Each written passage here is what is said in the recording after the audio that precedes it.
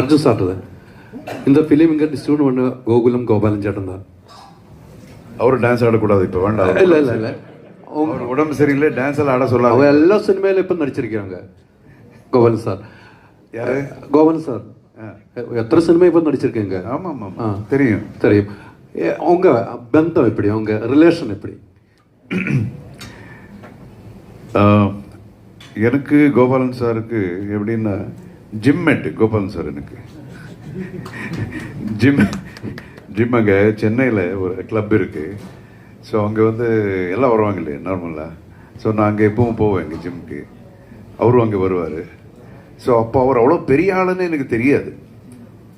Gopalan sir அப்படின்னு தெரியும், எல்லோரும் பேசுவாங்க இதெல்லாம். பட் அவ்வளோ பெரிய ஆளுன்னு தெரியாது. நம்ம ஃப்ரெண்ட்லியாக தான் பழகிட்டு இருந்தோம், நல்லா பேசுவோம்.